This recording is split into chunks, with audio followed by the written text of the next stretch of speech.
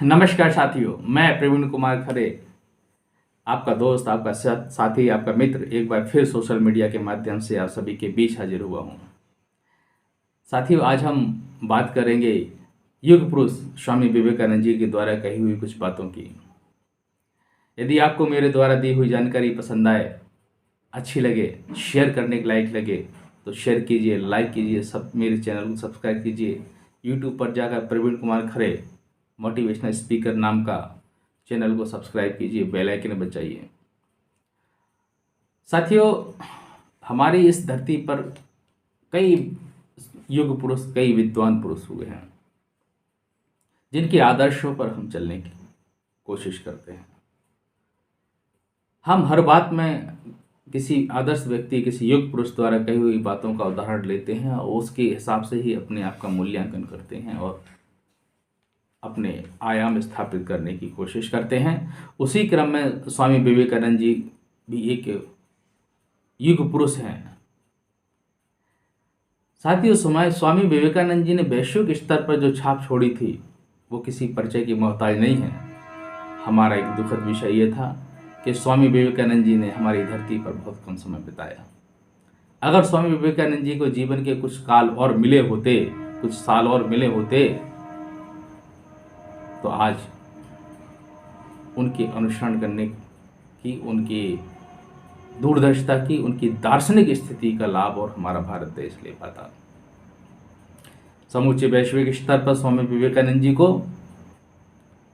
बड़े मान सम्मान के साथ युग पुरुष की हैसियत से याद किया जाता है। हमें गर्व है कि हमारी भारत की धरती पर स्वामी विवेकानंद जी जैसे अनेक हस्तियां, ऐसे अनेक युग पुरुष ने जन्म लिया जिन्होंने हमेशा भारत देश को मार्गदर्शन किया। साथियों, तो हम कुछ बात करते हैं स्वामी विवेकानंद जी के बारे में। युग पुरुष विवेकानंद जी के द्वारा कही हुई कई बातें न कि व्यक्ति के जीवन को सफल बना देती हैं, बल्कि उनके द्वारा कही हुई बातें व्यक्ति को राष्ट्रभक्त बनाने के लिए प्रेरित करती हैं। वो कम उम्र में ही इतना कह गए और कर गए हैं कि इतिहास युगों युगों तक उनको दार्शनिक व्यक्ति के तौर पर याद करता रहेगा। साथियों, ऐसा कौन सा व्यक्ति नहीं जीवन में जो सफल नहीं होना चाहता? ऐसा कौन सा व्यक्ति है जो जीवन में लोगों के लिए एक आइडियल पुरुष नहीं बनना चाहता? ऐसा कौन सा व्यक्ति है जो अपनी जीवन शैली में सुधार नहीं चाहता? हम सभी चाहते हैं, लेकिन हम प्रयास भी करते हैं। कभी हमारे प्रयास अधूरे रहते हैं। अधूरे प्रयास के असफलताओं को देखते हुए हम मायूस होकर बैठ जाते हैं। लेकिन हमें सफलताओं असफलताओं के क्रम को से मायूस नहीं होना है। ये तो क्रम है, क्योंकि असफलता ही जीवन में सफलता के लिए प्रेरित करती है और अधिक ऊर्जा से उठकर संघर्ष करने के लिए प्रेरणा देती है। आइए साथियों, विवेकानंद जी के द्वारा कही हुई हम 10 बातों की बात करेंगे।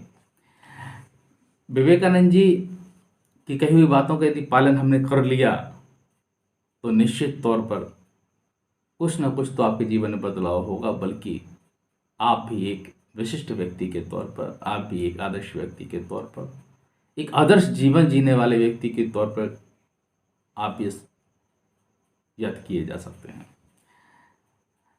महत्वपूर्ण बातों में विवेकानंद जी 10 बातों की हम जिक्र करेंगे आज। पहली बात, विवेकानंद जी का कहना था कि खुद को कमजोर समझना सबसे बड़ा पाप है। दूसरी महत्वपूर्ण बात उनकी कही हुई ये है कि जितना बड़ा संघर्ष होगा, जीत उतनी ही शानदार होगी।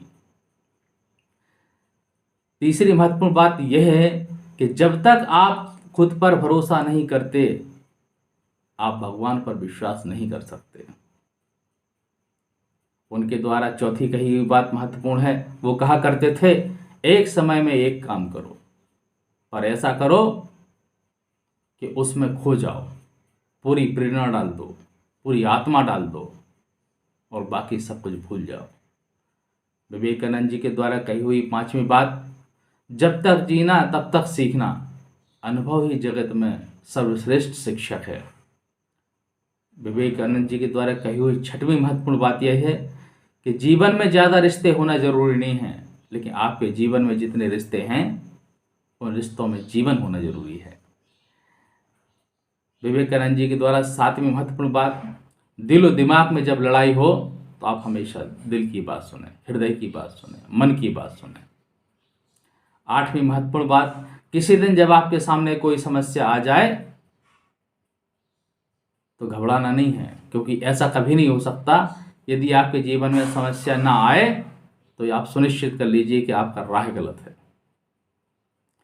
विवेकानंद जी के द्वारा कही हुई 9वीं बात, पहले हर अच्छी बात का मजाक बनता है, फिर उसका विरोध होता है, फिर उसको स्वीकार किया जाता है।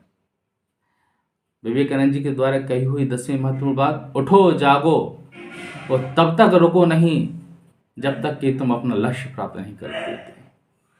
साथियों, निश्चित तौर पर हम इन सभी बातों को जानते हैं, लेकिन सुनते हैं, स्मरण करते हैं, अनुसरण नहीं करते।